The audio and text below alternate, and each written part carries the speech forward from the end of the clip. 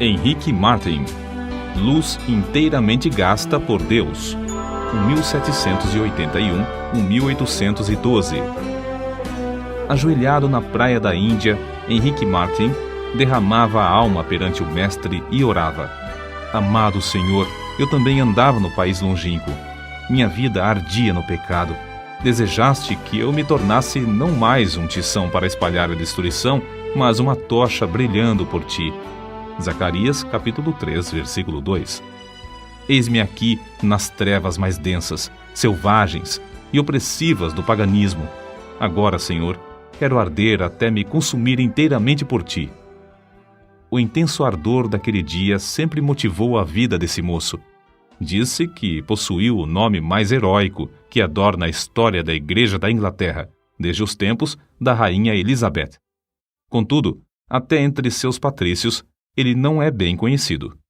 Seu pai era de físico franzino, e após o seu falecimento, os 4 filhos, inclusive Henrique, não tardaram a contrair a mesma enfermidade, a tuberculose.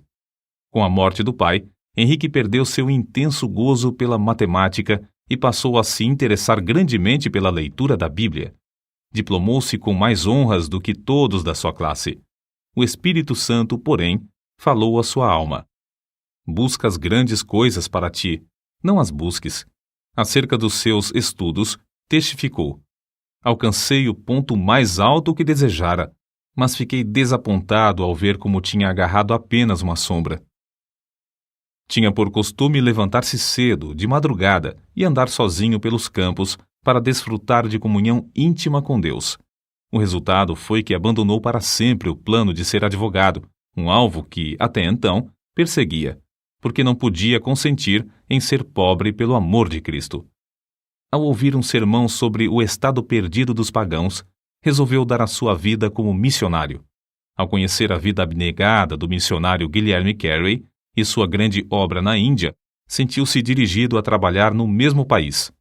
O desejo de levar a mensagem de salvação aos povos que não conheciam a Cristo tornou-se como um fogo inextinguível na sua alma pela leitura da biografia de Dave Brainerd, que morrera quando ainda muito jovem. Esse missionário partiu para a glória com a idade de 29 anos depois de dedicar sua vida inteiramente ao serviço de evangelização dos silvícolas da América do Norte. Henrique Martin reconhecia que, como haviam sido poucos os anos da obra de Dave Brainerd, assim também seria com ele.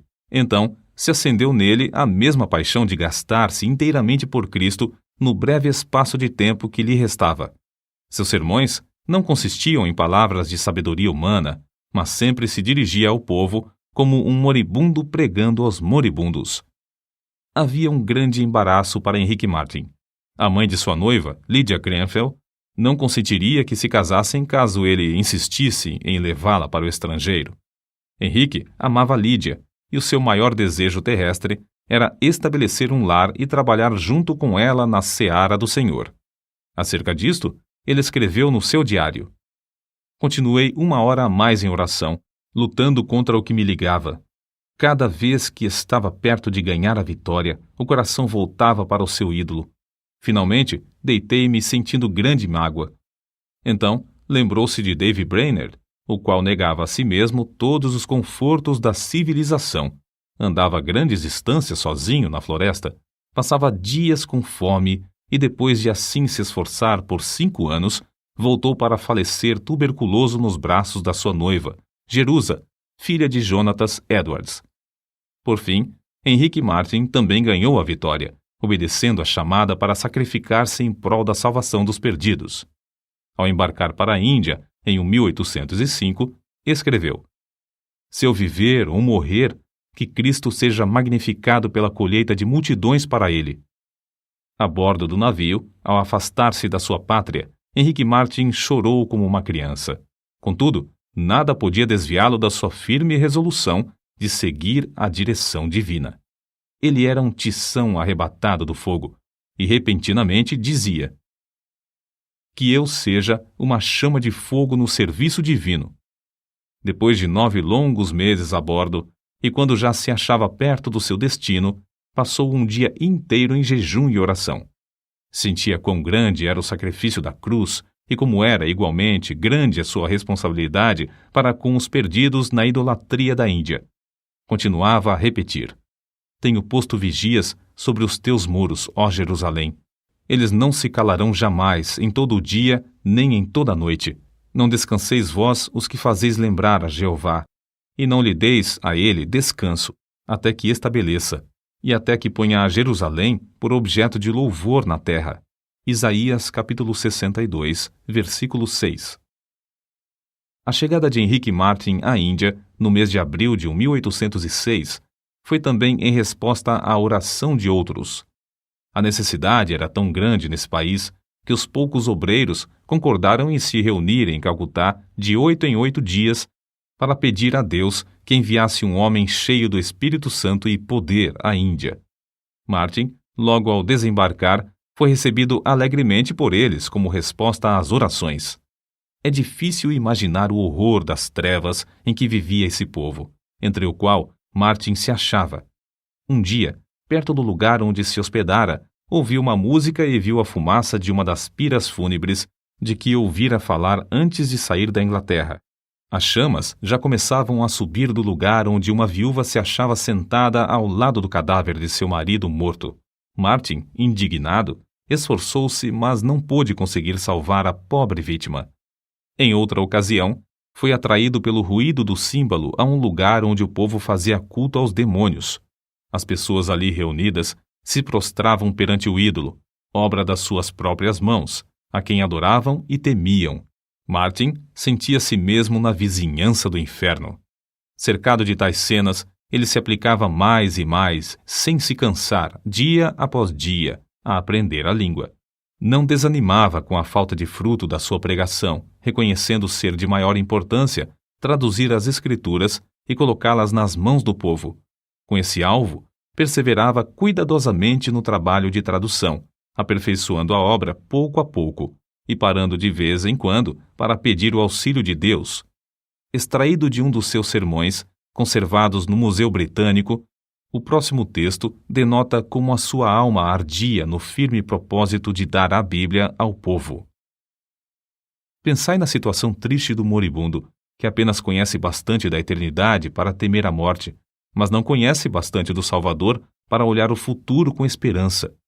Não pode pedir uma Bíblia para saber algo sobre o que se firmar, nem pode pedir à esposa ou ao filho que lhe leiam um capítulo para o confortar.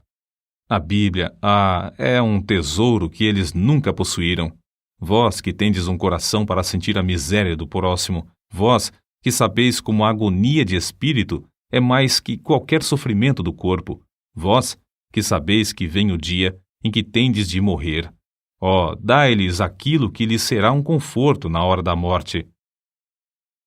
Para suprir os povos da Índia e da Pérsia com a Bíblia em suas próprias línguas, Martyn aplicou-se à obra de tradução das Escrituras de dia e de noite, até mesmo quando descansava e quando em viagem. Não diminuía a sua marcha quando o termômetro registrava o intenso calor de 70 graus, nem quando sofria da febre intermitente, nem com o avanço da peste branca que ardia no seu peito. Como David Brainerd, cuja biografia sempre serviu para inspirá-lo, Henrique Martyn passou dias inteiros em intercessão e comunhão com o amado, seu querido Jesus. Parece, escreveu ele, que posso orar para sempre, sem nunca cansar. Quão doce andar com Jesus e morrer por ele. Para ele, a oração não era uma formalidade, mas um meio certo de quebrantar os endurecidos e vencer os adversários. 6 anos e meio depois de ter desembarcado na Índia, enquanto empreendia longa viagem, faleceu com a idade de 31 anos. Separado dos irmãos, do resto da família, com a noiva esperando-o na Inglaterra e cercado de perseguições, foi enterrado em lugar desconhecido. Era grande o ânimo, a perseverança, o amor, a dedicação com que trabalhava na seara do seu Senhor. O zelo ardeu até ele se consumir nesse curto espaço de 6 anos e meio. É-nos impossível apreciar quão grande foi a sua obra, feita em tão poucos anos. Além de pregar, conseguiu traduzir porções das Sagradas Escrituras para as línguas de 1/4 de todos os habitantes do mundo. O Novo Testamento em hindu, hindustão e persa, e os evangelhos em judaico-persa são apenas uma parte das suas obras. 4 anos depois da sua morte, nasceu Fidelia Fiske, no sossego da Nova Inglaterra.